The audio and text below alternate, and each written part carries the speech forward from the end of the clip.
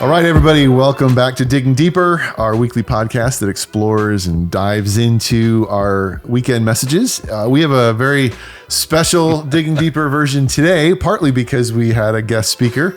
And I'm it. Yeah. So I want to introduce those that maybe didn't get to hear on Sunday, but even those that did, we're going to dig deeper. And so I have with us the founder of Sun Life Ministries, Global Youth Initiative, a bunch of other stuff, and the founder of my wife, my father-in-law, Dan Spader. Welcome. Thanks for being here, man. Great being with you. And so yesterday we had you come and join us and lead a service on this whole cryptocurrency talk we've been doing, looking at money. You kind of talked about just some different perspectives for debt and the use of money, tithing, a lot of different stuff happened yesterday. And so every week we do this podcast and we just get together and look at the messages, talk about ideas from it. And then sometimes we just veer off and go different places. Sure.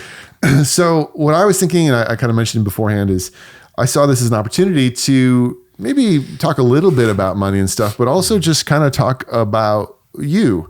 And the reason why that struck me was, as you were talking yesterday, especially towards the end of your message, you really were focusing on, like, there's this talk about using your money wisely, saving, not being in debt, giving. It was all leading to this place of, and you gave some really cool stats about giving to the kingdom, to missions things. Yep. And you have been someone who, from as long, my understanding, I'm curious to ask more, have spent most of your adult life doing kingdom work through money that has been donated by other people. And so as someone who's been directly impacted by it, I thought this could be cool just to even hear your story. So let me just go like way back.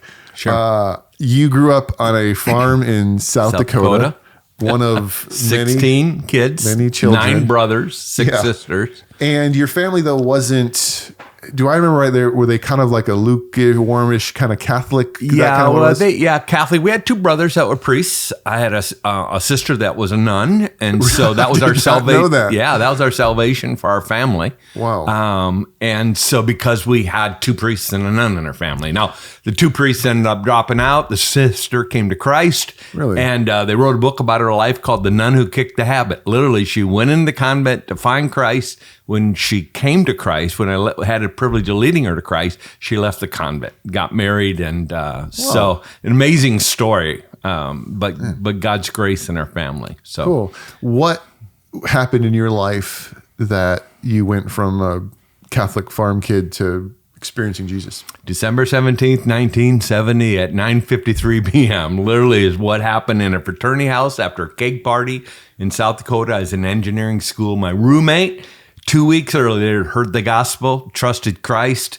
I saw a change in his life. I said, his name was Dan. I said, what has happened to you, Dan? His name was that too.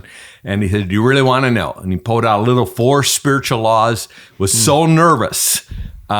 He said, here, let me read this to you. And I had to hold it because he was shaking so hard, because we were good friends, but he knew his life had been changed. And he read that booklet to me, and Law 2, man, sin separated from God. I just felt the conviction of God come on my life. Even though I knew that I was a sinner, it was God's calling on my life of that moment, that time. We got down on our knees, never had prayed together. Got down on our knees, I trusted Christ, and we hit the ground running. It was just a radical conversion experience in my life. And so you dropped out of engineering school and decided to pursue ministry. I did about 6 months later, because we saw our group grew to about 20, 30 people that we led to Christ in our fraternity house. But I knew quickly I didn't know the Bible at all. As a matter of fact, I mentioned once I was asked to come and give my testimony. And I said, sure, what's the testimony? And he said, oh, it's your story. Oh, I can do that. And then the pastor who asked me to come to this small church to share my story, my testimony, said, could you use some Old Testament scriptures along with New Testament scriptures? And I said, oh, I don't think I can do that, because I only have a new Bible. I don't have an old one. I mean, that's literally how much I knew about the scriptures. I'd read a little bit, but I'd only been a believer a couple weeks, a couple months. And so I just knew I needed to go study the Bible because I did not understand the scriptures at all, except what Christ had done in my life and the stuff I got as a Catholic growing up. Yeah. So you moved to Chicago? Yep. Moved to Chicago, hitchhike from the farm in South Dakota because I didn't have the money to take a bus or definitely not to fly there. So a truck driver picked me up, dropped me off in the stockyards, the south side of Chicago, hitchhiked up downtown Chicago, went to Moody Bible Institute. How do your parents feel about you giving up on engineering? They did not like it. Because they already had two that were priests and now. Yeah. No, they thought I was crazy. Most of my family did. Now, to my knowledge, my understanding, I was the first in our family to come to a real relationship with Christ. And so in my zealousness, I tried to convert them all and made them all upset, you know. But two or three did come to Christ. Now probably 80-90% of my family are Christ followers. So yeah, for me to go off to Bible school, that was really radical. That was, you know, they didn't know what had happened to me. So went off to Bible school and needed a job, started working part-time as a youth pastor in a small church of about 100 people. I told them, if you're going to pay me to practice on your kids, I'll take it. I mean, I was amazed they were going to pay me to do what I wanted to do. But and that's when I began to study the life of Christ. A prof made a statement. Some of Christ's initial disciples could have been teenagers, and that shocked me so much. I just said, man, I got to see what Jesus did with his youth group because I'm a youth pastor. And so that began my life of studying the Son's life, which we called a youth group Son Life, which ultimately led to a Son Life Ministries where we trained other youth pastors for about 20 years. So what was the transition from youth ministry as a job to this new thing called Son Life that you created as a job? And what did that mean in terms of people's giving and generosity? A youth group had really grown. We were in a church about 400, but a youth group was running 150, 200 kids regularly. And students were reaching students. And I'm just doing what I understood Jesus did, you know. So people began to come and say, how are you doing that? And I said, I don't know. I'm doing what Jesus did. Well, what's that? So we wrote this training event we called the Son Life Strategy Seminar because our youth group is called Son Life, and here's how we did what we did. And that began to help a lot of other youth pastors. And then, there's a long story here, but God miraculously one night in February of 78 just said, here's what I'm going to do, Dan. I want you to step out. I want you to launch a ministry, call it Son Life Ministries, and begin to train other youth pastors in the life of Christ. Did that in the fall of 79. Later became part of Moody Bible Institute in 1980. But then history was within 10 years, we had 10,000 youth groups all over the country committed to disciple making. Culminated, I always say, in 92, we did a big event with Josh McDowell. We had 10,000 youth groups, 1.5 million teenagers all over North America involved in, we call it the world's largest pizza party. But it was an outreach event that we trained, equipped, and mobilized. And according to Barna, we had something like 83,000 young people lead a friend to Christ that night. So that was, and I say all that, it's not anything to do with me. I'm just a simple farm boy from South Dakota, but God had this passion to raise up a new generation of youth pastors and youth leaders and young people who knew how to multiply their lives. And I got to be a small part of that. So one thing that I guess in the context of what we're talking about, what's interesting, and there's not really a question here, but you can comment on it, obviously. Like, for you to leave, so you work for a church, and even working for a church is primarily people are giving money to the church to support you. Sure. But you step out and there's no paycheck, there's no church with a bank account making sure Dan Spader gets money to pay for his rent.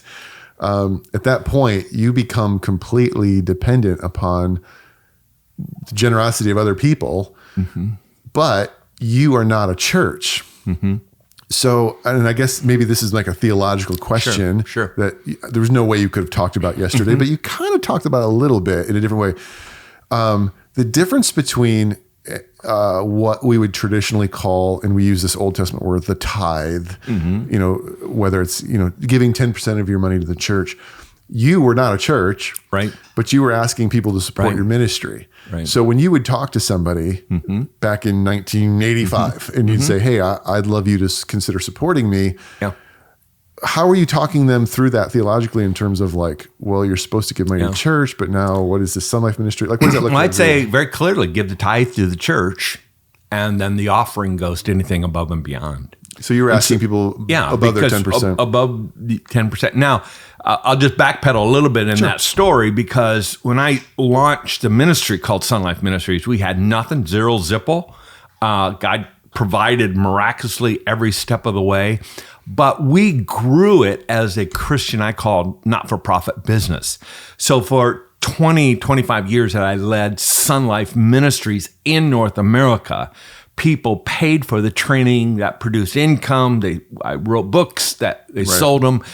It was in 2005 when I began to go international. I stepped out of Sun Life North America and began to go global. It was the first time literally in my life I functioned as a lot of people think real missionary. Right. And I literally had to go and ask my friends. And that was a humbling thing for me. It was really hard for me to support me, because on the international side, we couldn't charge for our training, because you go to Africa, they just didn't have the money. We go to India, they just didn't have the money. And so the only way I could go international, because we were in about 20 countries at the time, was I needed people to support me as a full-time ministry. Right. To believe what you're doing. And that was, and it's interesting, Pete, in that process, I really struggled doing that. For 25 years, I prided myself in the fact, I grew this business. We had 30, 40 staff, multi-million-dollar operation, and we just did it as a good businessman would do it. Gotcha. And now I had to turn around and say, and I humble myself and say, would you support me? Because I want to do this internationally, and we can't. But it's interesting. The only way I was able to get to that place, Pete, where I literally had to think different. I had changed my mind. I talked about thinking and acting like Jesus. I had to realize that I am not asking people to support me. I'm asking people to support the vision that God's called me to. And when I made that mental shift that God had laid a vision in my heart to be in 100 countries by 2020, which we're now in 130 countries, that this came from God. It was not my idea. It was not my dreaming up something one night after eating some bad pizza. I really felt, I can tell you the place and time that God gave that vision, that I just need to tell people what God had laid on my heart and what I believe God wanted to do, but I needed help.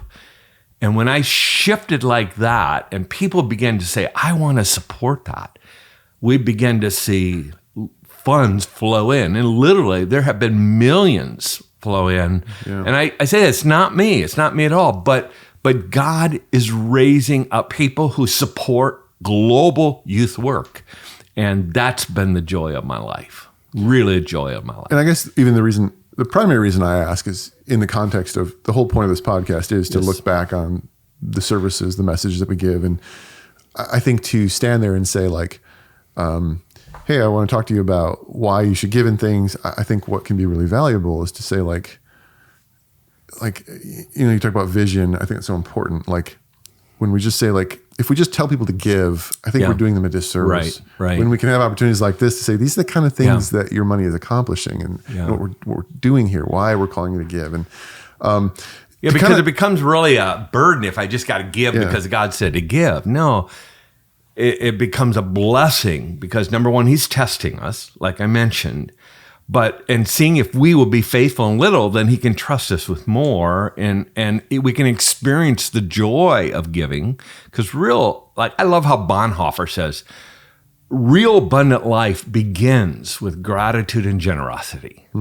And so when we begin to learn generosity, that's when we begin to experience God's blessing in our life. Yeah. And that's good. And I think I felt comfortable the last 3 weeks that, when pastors give a talk about giving, it's so dicey because we're so vested, like the person that, and I think that was one of the reasons why Brandon, I think it was one of the reasons why Brandon was interested in having you step in because I talk about tithing. Yeah. It's easier for me to talk about than the pastor talk about because people are so quick to say, the church just wants our money. Right. And you have vested interest at all. I have no vested interest in outside of I really want people to experience. Because I've not had a lot of money in my life. I've not had a lot, but God's principles work along that line. And I have literally, Lord, early on when I started Global Youth Initiative. And that's when you took Sun Life When Global. Sun Life went international, in 2005, and I've done that the last 16 years.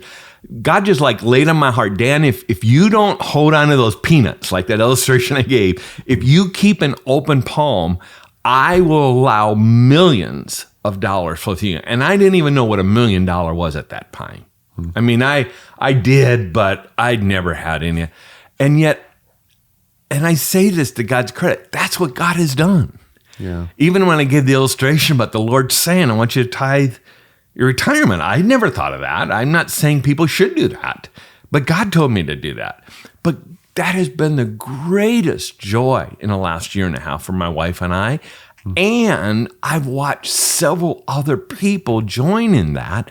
And I mentioned the other day, just $500,000 this year has gone to advancing kingdom work around the globe. And I got hundreds of stories of gifted, talented, young leaders in Ukraine right now that are making disciples like crazy, leading Russian young people to Christ, Ukrainian young people to Christ, that are living on nothing. And I could go on with lots of those stories, but no, I think that's good. In India, we got a young guy, Shankar, met him in the slums of Mumbai, where Slumdog Millionaire was filmed, that movie, if you've seen it. And I heard about this guy who'd been a Christian 3-4 years, but he had 3,000 teenage disciples in the slums. I said, I got to meet this guy. I said, can't be real. It was real. Shankar now has planted almost close to, and I'm guessing this off my head because I've got the numbers back in my computer, but I would say 3,000-4,000 churches of young disciples. And he has a vision to reach the 1.5 million Banjari people, which are the gypsy people of India. And he's going to do it. And he's doing it with next to nothing for funds. One of the gifts the Lord laid on our heart to give was we sent some funds over just so that all his evangelists would have bus money to bus about a half a day to go preach the gospel in these little villages. And it's those kinds of young disciple makers that it's just been so fun to support, because $300 in the Philippines goes a long ways. Yeah. And again, we need it here in America, but boy, is God doing a work all around the world, and it's his kingdom advancing everywhere. And America's very critical to support, but also it's so fun to see literally tens of thousands of young people coming to Christ all over the globe. I had another question, and now I'm wondering if I want to ask that question. I'll come back to it. Well, no, I was going to change direction, but then what you just said intrigued me on something. You wanted to ask me what it's like to be such a great father-in-law to you? I mean, it's an easy job. No, I was going to say there's parts of your story that I think are really interesting, and I wanted to come back to. But what you just said triggered something else for me. Tell me this isn't a question. I'm going to make a statement, and I'm going to let you kind of respond to it. It seems to me that it's very much easier to ask Americans for money for, hey, these people need clean water, or these people over here had a tornado, let's rebuild their house. Oh, here's money. As opposed to, these people are sharing the gospel and they need money. I wonder, and again, I'm trying to formulate a question because it's just in my head, but for you, when you're raising money, there's, Shankar and others clearly have physical needs and things, but really the drive is these people need money to get on a bus in order to tell someone about Jesus. And I guess I wonder, when you look at, and I don't want to be specific about Rise City, too personal. Right. Let's just use the old American church. Does it seem to you that maybe while both of those things matter, we've gotten a little bit too obsessed with the charity side and maybe lost sight of giving to actual missions? How do you feel about that? I agree. I mean, I want to be careful here, but I really agree. I have an engineering background, so I'm very calculated, analytical, lay out a clear plan. That's just the way my mind thinks. I'm a very strategic giver. And the flip side of that is an emotional giver. You're not an emotional giver. I'm not an emotional giver. Now, I'm learning to be much more spontaneous on giving. My friend Rocky, I mentioned, who gives the $3 $100 bill away every week, he's very strategic. He's very much like me. But he said this has given him the emotional feeling fun of giving as God's Spirit prompts him on the spot. But I think most American giving, and I say this carefully, is too emotional. It's like we not feel strategic bad because you're suffering. We feel bad. So, man, those poor people in Ukraine. I mean, we have an incredible ministry in Ukraine. We have about 40 staff in the country doing youth work. They did like 20 youth camps. It was hard to fund those ministries. And we're increasing their fund level. Most missionaries there are indigenous. They're local Ukrainians. They were probably about 70% funded. But when the war hit, millions of dollars came in to our ministry there.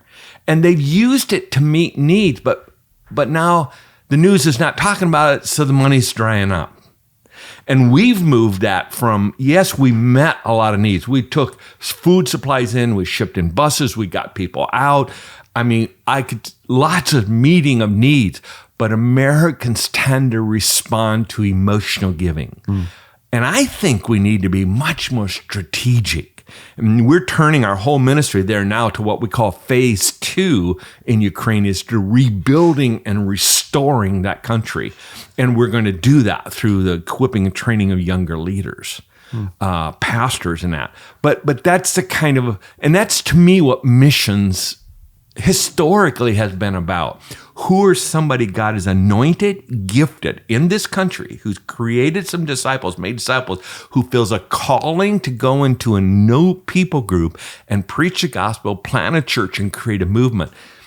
Those kinds of people are harder to fund than, oh, we got a crisis in Ukraine, so let's throw money at it, and it alleviates our guilt. Now, I say that carefully. Both are important. I'm with you on that. I've wrestled with that myself because something that Robert and I go back and forth on a lot. We've done it on the podcast. We do it a lot on our own. Is I am somebody who, you know me a little bit. Like I'm extreme pragmatist. I'm very practical. I'm not a feeler. I am of the opinion that pretty much everything we do, if you boil it down, gets down to self-interest on some level. And the goal for me is to minimize that as much as possible. I'm never going to get rid of it. Everything. I'm a human being. I'm driven ultimately by, but when it comes to generosity, that's where I sometimes struggle, is because I look at so many forms of generosity and I want to kind of unpack them. And I tend to see behind them and be like, yeah, you're generous, but you're kind of just alleviating your guilt, or you like the feeling of like, oh, I helped this poor person, which I'm not like opposed to that. Like give, it's better to be give than not give. Right. But then there are other things that I'm saying, well, what about these things that don't make you feel touchy-feely, make you cry? But actually I think there's several levels to that. And I think I find a lot of my time spent people give emotionally. And I love those compassion ministries, flooding ministries, whenever there's crisis, people give to that. And that's good. There's a place for that.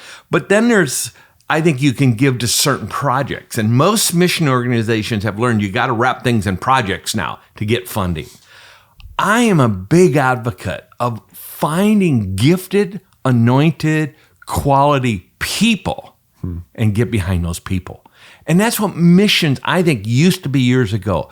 Who is somebody God's called into ministry, who's to have a proven track record, invest in people, not just projects, or not just, the passion of the moment. Yeah. But who are people? That's how we're most strategic long-term. And that's, to me, what's really powerful. Yeah. And I spend a lot of my time. Now, again, there's levels of maturity. None of those 3 levels is bad. Projects are good. Passion is good, But to me, the most strategic is finding gifted, quality, young leaders that God has anointed and get behind those people. And I think the church in America needs to get back to finding those kinds of young leaders and supporting them. As missionaries. They could be missionaries in America, missionaries overseas, but we invest in people because we believe in God's anointing on their life. So what I think is interesting as you say that, and I process it, and I've been processing this for a while now. So at Rise City specifically, when people ask us about missions, we have a budget, a percentage that gives to what would be more traditionally called compassion ministries. But then we also have a budget that is giving more towards what you'd say, like we're trying to advance the gospel. The way that Rise City has done it for almost 10 years, 9.5 years, is doing that through church planting. And I would say on the one hand, there's something to what you just said that is behind that, because I think if you really, again, boil it down, and Brandon's not here to defend this or say this, but I think this is true. In church planting, you are identifying that person. You're saying this man and his wife or whatever, I believe in. And so I'm going to support them to do this thing more than just saying I'm going to give money to a church. It's like, no, I see the leader here. And I've always been, I guess I would say, like moderately indifferent in the sense of like, okay, I can do this. I can do that. That makes sense. But I'm with you identifying the person. What I wrestled with though is, number one, it's so much money. And I hear, and I don't know, I don't have an answer to this. Like someone says to me, for example, hypothetically, this person over in India, if you gave him $1,000, he could reach 1,000 people. This guy in San Diego needs $400,000. And 2 years later, he has a church of 50. And I look at it, I'm like, well, San Diego needs Jesus, but man, is this the best use of our money? And I think those are questions that now moving into year 10, we're asking. But I think the principle is similar. We're not just throwing money at stuff. We're trying to find people. But even knowing if somebody's going to be a good church planter, you mentioned talk to me about your process for saying, okay, I believe in this person. Like what are you looking for in them? And that's a great question. And it's a profound question. I mean, I could go back to Matthew and give you my typical answer. Somebody who's fatter, faithful, available, teachable, and responsive. That's right out of Luke 5:1-11. I could show you, or Matthew 4. But I think let me go very pragmatic on this. I think the longer I've been, because 50 years I've been trying to spot those gifted young leaders to invest in, because I saw people invest in me. And if people wouldn't invested in me early on, gave me a platform to do what God had called me to. Now, God was in that, but people believed in me and gave me that platform, which helped things happen. How do I find those proven, gifted young leaders? So the older I get, the more I become what I call a fruit inspector. Not do they talk a good talk, not do they even have a great business plan, but is there fruit in their life? When I look at them, do I see people behind them that are following them? Do I see people that has lives been impacted by them? And it's amazing. Some of the best talkers are the worst doers. You know, and I hate to say that. That's true. But we went over the Philippines, probably did 20 training events there with a couple thousand youth leaders over time. And we only found one person who did it. And this was a guy that had leprosy as a kid and a guy that stuttered when he talked, but he took the life of Christ, he lived it out, and he bore fruit. And now he leads our ministry over there called Wave Makers. God's hand was on this guy. The rest could talk it because they had learned in the Philippines how to talk the talk so that they get more money. And this is a problem in India too. And it's a sin problem. It's a man nature problem. But a lot of people learn quickly if they talk the talk or say the right things, they'll get money out of the American church because we've got the money. Well, I think I think a lot of young church planners know how to talk. Well, sure. And because they come from churches and they saw what got money there, and I could repeat those processes. Yeah, and so it's a tension that I always struggle. Who has a proven track? Who are I really get down and love to inspect the fruit. Now I told you I had a question that I skipped over, but I think I'm coming back to it now. And feel free to say it's maybe not the time or place to answer this question. I'm okay. It's a small podcast. We don't have a huge but when I met you, 2007 is when I started dating Julie. You were 2 years at that point, roughly, into Global Youth Initiative. Over the next few years, so just some brief context. I didn't know your background. I was learning it as I was meeting you.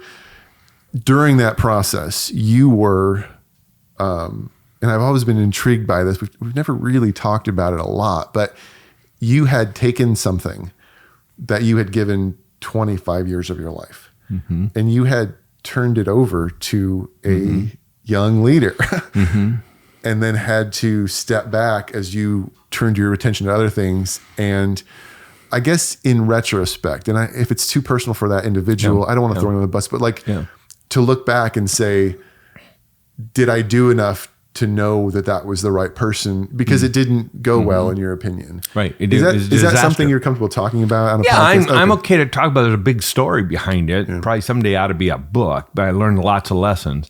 I felt when I turned 52 years of age, it was probably about a year or two before we met, that God was saying to me, it's time to move on. It's time to pass the baton of Sun Life Ministries, which we were with 50, 60,000 leaders at the time. We were at our peak that God said to me, time to pass it on. And I kind of gulped. That was a hard thing. I didn't know what he had planned. I had no other future plans. I didn't know where he was going to lead me. I tried to obey. I spent 40 days fasting and prayer. The only 2 times in my life I'd done that because I wanted to pass the baton well. I passed it to a guy who has a doctorate, been with me for 7 years, a gifted, choice young man. And I feel he was a right man. I still do. But he made a bad hire. Okay. I should have been stronger in advising him against that hire. The elders, the church he was hired from, said don't hire him. But my replacement hired him. And it totally blew the organization up within 5 years. It was the most painful time of my life. My big mistake was I pulled back too far. Because as I always heard stories of these founders that always hung around and didn't let the new guys lead. And I made the mistake of pulling back too much. And so I watched it collapse literally in 5 years, from 50, 60,000 a year going through seminar training that we did to 1 or 2,000 a year, financially collapsed. And I had to step back in and retake it. And it's never really fully recovered, but we have a leader now that's doing a good job. And so in retrospect, I guess when you analyze your role in it, it wasn't so much a matter of like feeling like you identified the wrong leader as much as didn't stay as involved. Right. I didn't stay. I probably should have stayed on the board. I probably should have stayed much closer to that transition process because I knew this was going to be a bad hire, but I want to let him make the decisions, not the founder, the creator looking over his shoulder. And in retrospect, it was a mistake. But I say all that in the economy of God. It was the most painful 5 years of my life to watch my life work collapse. Now, the organization collapsed, not the work in people's hearts. And that's what I had to learn. But then God used that event to literally move me to the international side of our ministry. Because I don't think I'd ever made a move. I had a local North American focus. I had a vision to change youth ministry in America. And God says, I want you to think global, not just North America. And I don't think I personally would ever made that transition because I was so challenged by North America and felt there's so much work needed to be done. But God said, no, I want you to think global. And that's what he used to get me global. Cool. And so let me end with this. Like what, I mean, you're not done. No, you're not done. The older I get, the more I realize that what is old when I was a kid, and I imagine you're there as well. Like you probably thought when you were 20, like 70, and now you're 70, you're like, man, I can keep going. what are you hoping to accomplish in these last 10, 15 years of I'm productivity? learning. I don't know. I'm learning. I definitely, when I semi-retired last year, no longer leading, first time in 50 years, I pray every day, God, use me, but Lord, I want to slow down. I have to slow down. I have the vision, but I don't have the energy I used to have. So use me strategically. We moved out here mainly because I wanted to invest more time in our grandkids and you guys and be around. My wife is a hero in that. She's the one who's really good at that. Yeah. But we moved here for that reason. So we're still trusting God, and Lord keeps opening doors. I keep very busy. Just like we were saying, I get almost every week somebody wants to do a podcast or something, which is, I don't know where they're coming from. I just got an email this morning from a pastor in a little town in Michigan who just wrote me the kindest email because one of my books had it just changing their church. So it's those kind of things. I'm more of a responding mode than a leading mode right now. Cool. So who knows? As long as the Lord gives me breath but I do want to slow down a little bit more and pace myself a little bit better.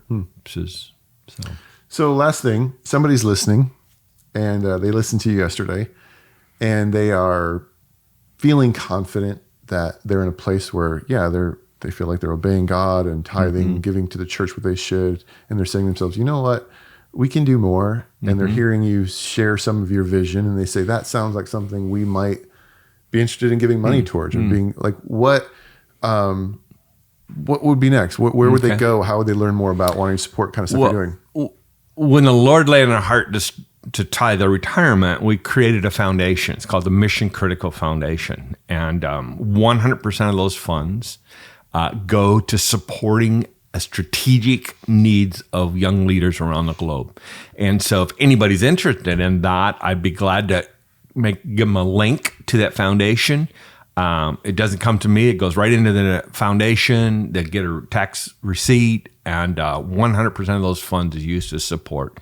We're doing a big event next year that I'm still raising some funds for, but in Turkey, where we're bringing together 250 of our country leaders. It costs about $1 million to pull that off.